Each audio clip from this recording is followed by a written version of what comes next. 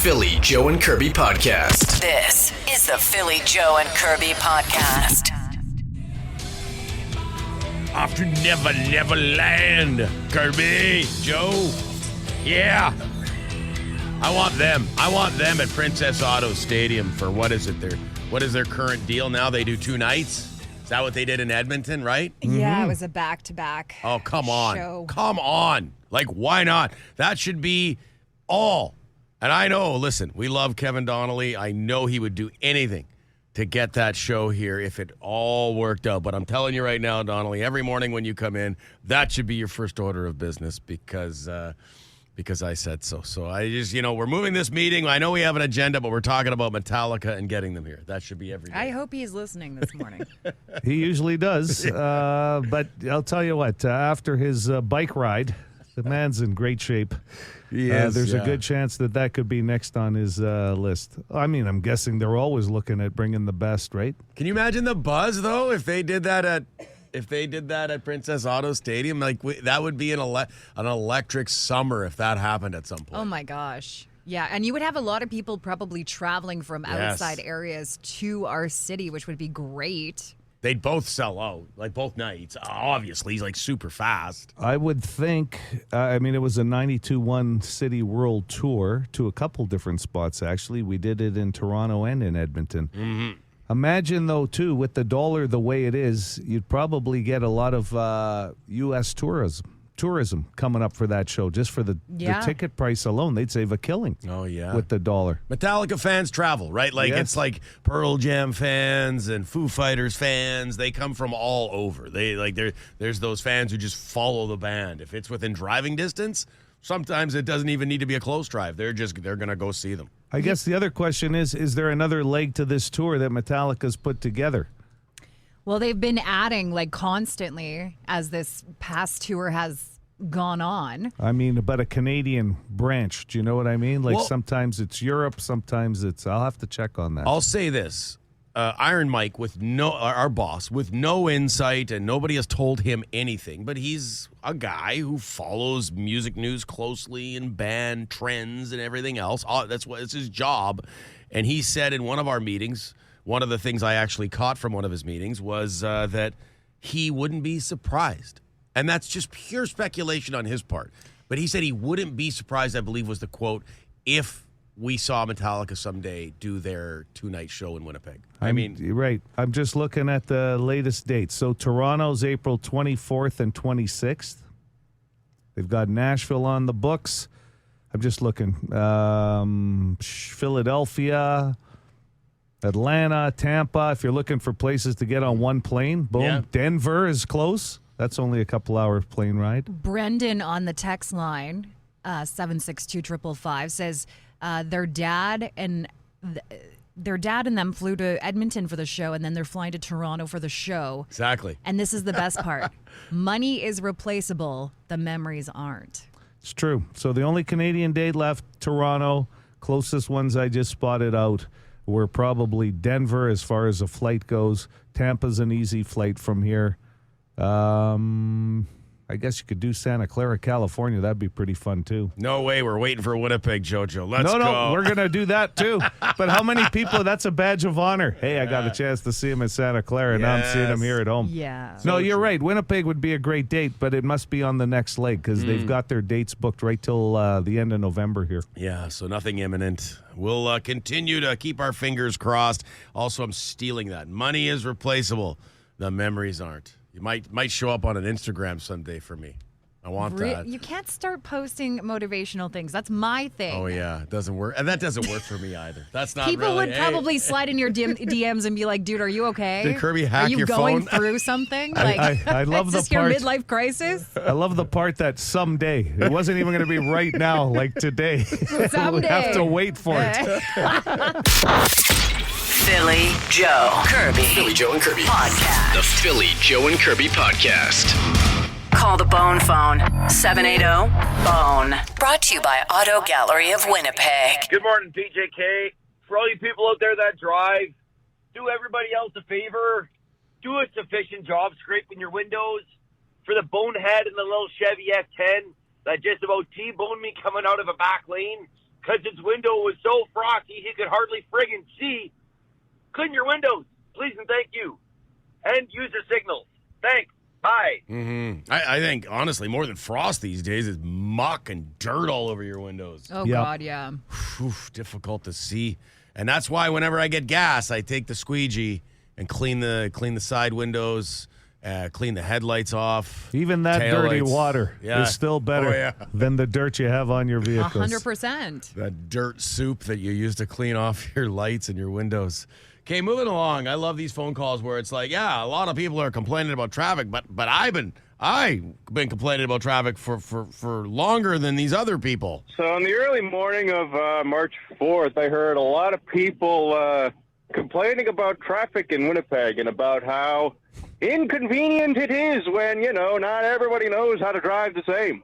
And, I remember, 4 years ago, I called into the station complaining about this and, people in my circle thought, it's just the end of COVID, you're just stupid, Riley. And, I was basically told, Riley, shut up and suck it up. We're Winnipeg. We're all bad at driving. And now 5 years later, I turn on my radio and everybody from Timbuktu, from Trash Kona, everybody from everywhere is complaining about how inconvenient and annoying it is when not everybody is as skilled as they are at driving. Well, it just feels freaking good to know that I'm not the only one anymore. Mm-hmm. That's not the book of Riley. That's the bone of Riley. I love it. God. Very good. Okay, restaurant politics, I suppose you could call it, from the eyes of someone who works in the industry, the chef. To the party of 10 that came into the restaurant yesterday, by the way, this is Angry Chef. When 9 of your party members order well-done 10-ounce steaks, and you're the moron that orders the medium rare and find a way to complain and ask why your food is taking so long, that is why. Please understand, you are not the only people in the restaurant. You do not take priority over people that have ordered before you or necessarily after you. It usually depends on the food that has been ordered. Why is your food taking so long? Give your head a shake. It's the well-done steaks your party has ordered. Thank you. Goodbye. Okay. Okay, good to know. So be aware how long your food takes that you're ordering. Well, restaurants tend to try and bring all the food out at the same time, right? You don't want the medium rare guy that's going, hey, guys, sorry, but I'm going to start. There's nothing worse than being, I've been at, a gala before, and, they've brought the vegetarian meal out before everybody else's meal at the table. You deserve it for ordering the vegetarian Well, meal. honestly, and then I'm everyone's like, no, you go ahead and eat. I'm like, I'm not going to eat in front of 8 other people at this table that don't have their food yet. I will throw this out. If you are, and I do my share of galas, here's the conversation that always happens if somebody at your table has a vegetarian meal. Everybody takes a look because you're right, Kirby. It usually does come first. It's a whole production. And then people start with, hey, okay, that looks pretty good. How does it Everybody taste? comments on it. And then the vegetarian person that ordered the meal is trying, goes, yeah, this is pretty good. It's almost like you've conceded that you're not expecting the best because it's not going to be the usual that you make, but it's always like it's the one rated meal. Oh, no one else is talking about their chicken or their beef, but the vegetarian always gets it's a rated. spectacle. It's hilarious. And do you start eating? I start eating. If I'm the only person at I the will table not. that Wow. has their food, No. you know me. You're I'm the in. Wolverine. Yeah. I mean, that's happening. Okay, guilty with a philosophy on the Jets. All right. It just came to me in a dream. Okay, no, I'm wide awake. But, okay, the Jets are about to play the Islanders. And with everything going on, and, you guys might have heard about these tariffs. So, anyway, that's why the Jets are going to win the Stanley Cup. You heard it here first, Vinny Barbarino or whoever the But, okay, Mr. Hockey, the Jets are in the Stanley Cup. They're going to win it. For Canada. That's right. The Jets are going to put a tariff on your ass come playoff time. That's a good campaign, I think, right there. The hooligan, he likes to change. We know this. He likes to do auto work for his buddies, like car work, change their oil and stuff. But he doesn't seem like the kind of guy that you would look forward to picking up your phone and going, "Hey, hooligan, you remember that work you did on my vehicle last week? Well, I don't know if you did it right." Like that. There's no warranty. God, yeah. That's Monday evening, which was yesterday, buddy of mine. I have a few friends I do oil changes for them in their vehicles. So one of my buddies who I changed his oil for 8 months ago, remember 8 months ago, texted me, "Oh, my oil light came on. I checked my dipstick. There's no oil on it. You didn't put enough oil in when you changed my oil. Now my engine's going to seize," all this kind of bullshit. So I text him back. First of all, I put the exact amount of oil per your car's manual. I checked everybody's manual to get the exact amount that it said in the book. Then I said, "You ever check your oil on a regular basis?" I check mine all the time. All the time, people. And the engine must be cold when you check your engine oil level. Like, buddy, I said, either A, you're leaking oil or you're burning oil. Like, Christ almighty, I've been changing oils for since my early 20s. Like, I think I know how to change the oil, for God's sakes. that would not have been a phone call that his buddy would have been looking forward to make. I'll tell you right now, there's no customers always right at Hooligans Lube Center. The Philly Joe and Kirby Podcast. It's Kirby who alerted us off air. I think it was you, Kirby, that the Motley Crue has postponed their residency in Vegas due to Vince Neil's health. Apparently, he needs to have a medical procedure done. And the band says they're looking forward to resuming the residency once all is well and good with Vince. Well, it was interesting, too, because that residency was falling around the same time WrestleMania was, and that's an event that'll bring people from all over the world. And Aren't you going? I am, yep, already booked in for WrestleMania this year. Okay, well, let's... But you didn't have any plans to see Motley Crue? I did. You did? Yeah, on the Friday night, the 18th, I believe, was the night we were planning on going, so it'll just be wrestling for you then, it sounds like. Yeah. Full wrestling tilt. On the Boston Pizza text line this morning, I just want to let you know that the guy beside me in traffic is eating soup from a bowl. We got to know what kind of soup. To me, are you sure that's not cereal? And I'm not asking you to get out of your vehicle. Well, if it's safe. Look, if you're all at a light or a train and you want to get out and knock on his, "Hey, bro, what kind of soup?" Because I believe it's probably cereal.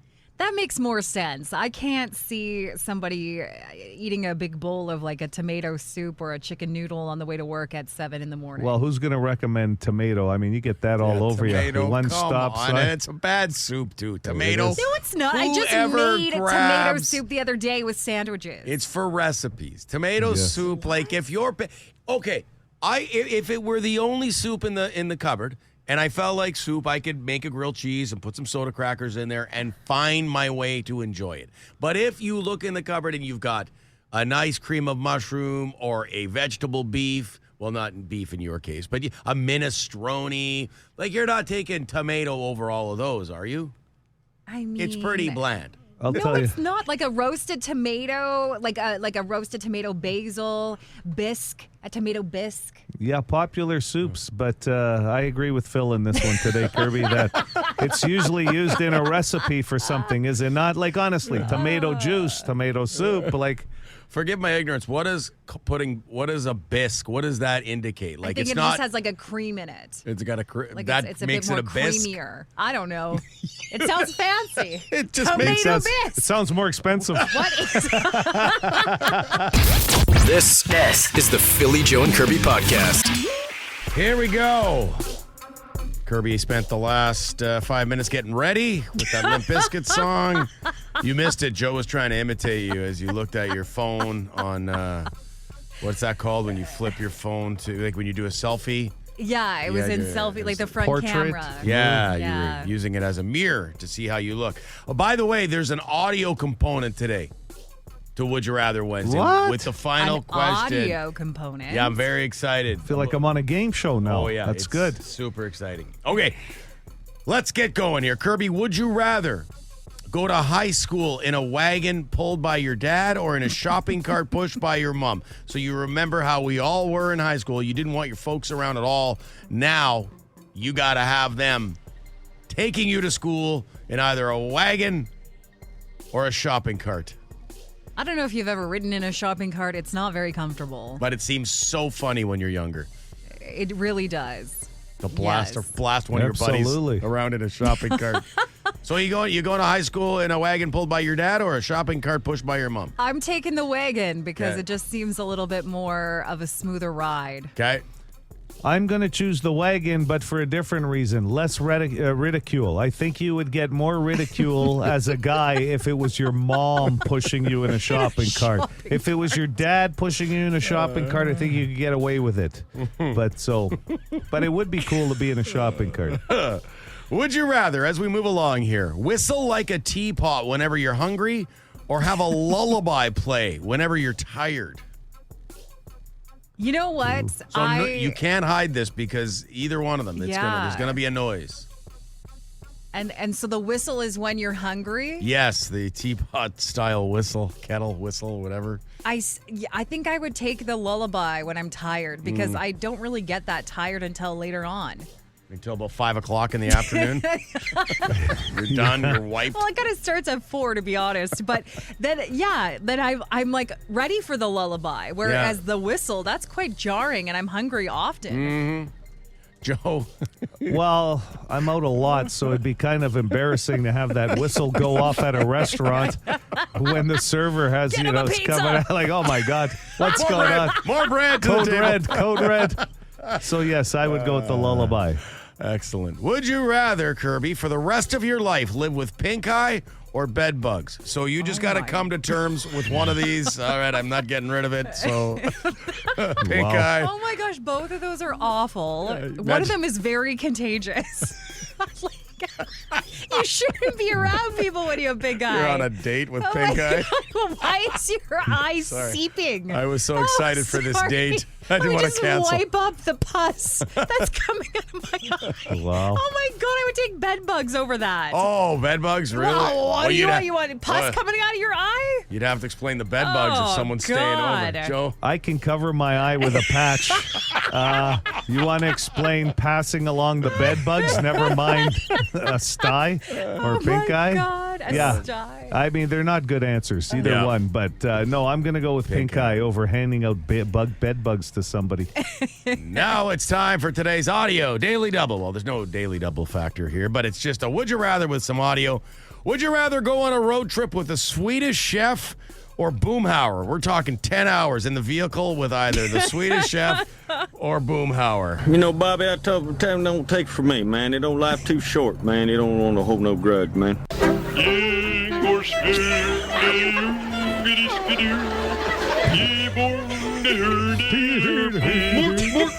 That's like working with Joe. I love the Swedish chef. Oh my God, he's hilarious. Okay, 10 hours in a vehicle. Boomhauer, who you can't understand, or the Swedish chef. Honestly, I would take Boomhauer. It's like hanging out with my brother. That's how my brother talks, basically. Okay. That's a toss-up. It really is, man. It really is. That's a tough question. But I love Boomhauer, but I think I'm going to go with the chef. And I'll tell you why. You both love food. People got to eat is my slogan. And he's the guy. You're going to go on a road trip? Which one of these two guys is most likely to make something for you? The chef. I'm going with the Swedish chef. Tell him, don't take from me, man. It don't life too short, man. You don't want to hold no grudge, man. In the car with Joe. I can see it, honestly. Yeah. I can see it. Philly Joe Kirby. Philly Joe and Kirby. Podcast. The Philly Joe and Kirby Podcast. If I'm picking a soup, I think like chicken and sausage gumbo, that's Campbell's Chunky, is very good. Chicken and wild rice, a little more simple. And I know, Joe, I don't think you like rice in your soup. I believe we've talked about this before. On occasion. No broccoli and cheese soup. Nope. No broccoli cheese. I'm a chicken noodle soup guy. He doesn't like cream stuff, hey? Nope. Italian wedding. Sometimes the odd beef vegetable. That's about it. So That's- a bisque is not your jive then, because we've learned this morning that calling something a bisque instead of a soup, A, makes it more expensive, and B, means that it's I believe creamier. it does. It's creamier. I don't do a lot of cream soups, but I think it's more a dietary thing for me. We got onto than this. it is taste. Right, for your guts. Yep. We got onto this morning because one of our listeners, observed a motorist having soup on their way into work. Which in itself is kind of amazing. Here's the thing, though. Remember, Lipton's had cup of soup. So I don't know. Is it somebody that, I was just assuming it was a spoon, but, cup of soup's easy to drink. Fair. I will say this. I recently had tomato soup. It was kind of like a tomato bisque. And I put Cheez-Its, like the little cheese crackers, on top of it. Yeah. Oh, my God. It's not a bad idea. But you weren't driving. I was not driving. You weren't driving. No, Well, I tend to, when I eat soup, I tend to like to sit down, stationary? have some sort of Yeah. surface to put the bowl on. I feel like usually you have a house coat on. Like soup's a very... Wow, that's really adventurous of you, eating soup with a house coat. It's a very, it's cold outside. I feel like a bowl of soup. And it got us on the topic of what soups you like. Kirby declared tomato as the best soup. Well, I didn't say it was the best soup, but I said, it's a pretty damn good soup. Like, what do you got against tomato soup? But there's a lot of people that just... Boring. Yeah, they're just dissing it. Someone said tomato soup is garbage. Just straight up. Like, what? Okay, You were getting some love, too. But You were. everyone also agrees that it has to be paired with a grilled cheese sandwich because that's really the only way that they'll eat it. I think any soup with a grilled cheese, it makes it better. That'll amp up any soup. You're dipping it in there. Tomato soup, add cheese and popcorn. Wow, that's Xenia sent us that. I've never heard of popcorn Somebody in put soup. poached eggs in their tomato Why, soup? why do I want to drink hot clamato? It's not clamato. Oh my God. The Philly Joe and Kirby podcast. Almost 25% of people said they'd hide their money where? Not just the banks. If they had to hide their money, this is where they're hiding it. 780 City, 780 2484. Good morning. Go ahead with your guess. Hey, is it under their bed? Third answer, under the mattress. Under the mattress was number 3. Old school, under the mattress. Yeah. Hello, City. Go ahead with your guess. Hey, morning, Philly. Joel, how are you? Good. How's everybody?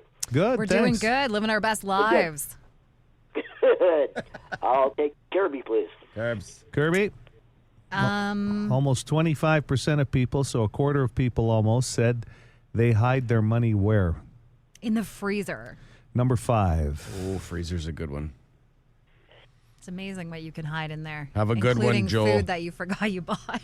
Absolutely. Down at the bottom. Oh. Used to date it with masking tape when I was growing up, and there'd be like there'd be the tomato sauce in that Tupperware container with a piece of masking tape on it that would say date. Some of the stuff you find in the bottom of that stand-up freezer. Never money though. No, Never I found don't any cash. Hi, City. Hey, it's Jamie. Under a flower pot? That's a good answer, Jamie, but not in the top 5, believe it or not. Flower pots. That's a good place. It is. 780 City, 780 2484. Good morning. Morning. I'm going to go with the sock drawer. Sock drawer, no. Nothing on the drawer. Maybe that number's higher, actually, than 25%, perhaps. Like inside a big sock, too. Yeah. Rolls of cash. Sure. Hi, City. I'm going to go with the shoe box. A shoebox is not the correct answer. But that's the closest answer. Landmark Cinema Pass is on the line this morning. 780 City, 780 2484. Good morning. In the wall? Not in the wall. No. I'll give you number 4, in a vent. Oh, Because that would be for the wall, yep. So we've got under the mattress, in a vent, and the freezer. Top 3. Hello, City. Hey, would it be in your dresser? Not in your dresser, no. I think that number would be higher, too. Yeah, for sure. That's the first place that people go ransacking when they break into your house. True. Really? The dresser, hey? Well, I don't know. I watch a lot of crime shows, and the dressers are always thrown open. Looking for your cash and jewelry, Aubrey. And your undergarments. They're not getting into my house. And your gitch. You know that. Nothing gets past me. Hi, City. Morning. Morning. I'm going to say buried in the yard. How about buried in the yard? Yes. Really? That's going to be my guess. 25% of people said, yep, they're burying their money in the yard still. Inside their shoes was the number 2 answer. Not the shoe box, but inside a shoe. Okay. Under the mattress. I was going to say a cereal box. In a vent, nope. And the freezer. In the yard is kind of tricky, though, because if something happens to you, if something happens to you or you got to go on the road, there's no time to dig it up. And what who do you happens leave if it there's for? like a torrential storm and like Could happen. the weather affects where you like it brings it up from the ground? Yeah. Doesn't That's seem a very lot of safe. rain. That's I a don't lot know. of rain, Kirby, to bring it for that to float up to the just top of doesn't your yard. seem like I think we're okay. But you Talk to a geologist. This is the Philly Joe and Kirby podcast. You guys, this is kind of, something that we brought up on the show before, but now there's a term for it. It's called task masking, and it's where somebody at work is just trying to look busy. They're not actually working. They're just trying to look like they're working. So you can now call those people task maskers. Every company has one. Oh, yeah. Guaranteed. There's always one. It's a legendary story, usually. Well, the George Costanza. Seinfeld. Well, yeah, sure. Always look annoyed. That was his move. Yeah. And that who's going to question? You're obviously busy if you're really annoyed, right? Yeah. I would, like if you Absolutely. look miserable at work, no busy. one's going to approach you. Sure. And a messy desk, too, like papers all over. It's like you got so much going on, you don't even have time to clean up your desk. I will say this. Years ago, when I was working, delivering remanufactured bumpers at North Star Plating, way back, one guy told me, so I was walking around the shop just sort of aimlessly once because it was a slow day. And one of the guys says, Aubrey, come here. A little tip. You want to look busy? Always have your work gloves on when you're walking around the shop. Oh, yeah. Yeah. That's a clutch move. And I'm like, wow, that is massive because he had logic for it and everything. He's like, if you have your work gloves on, you're obviously on your way to do some work or you're in the middle of some work. You're not what? I heard the same thing about working in a warehouse, and the guy said, you carry a pen. Just start clicking it, too. While you're Like walking you're by with thinking the about pen. something, or you're off to go sign some papers. You're walking like you're ready to go. It's just so it's having a prop, pretty much, right? When I worked at like my summer job between my first and second year of college was at this oil company that my dad got me a job at in downtown Calgary. And like part of my job, everybody else, all the summer students were like actually working because they were engineer students. I was a radio student. So they gave me like a front desk job. And I swear to God, I got paid that entire summer for just sorting papers that I didn't actually sort. Like I just looked just like sort it. and resort like, if you look like you're like sorting through files, people are open a going cabinet to every now and then. There's You the got to prop. open that cabinet and then slam it back shut. I make a round, photocopy something. How do you think magicians make their living? It's props. Same thing.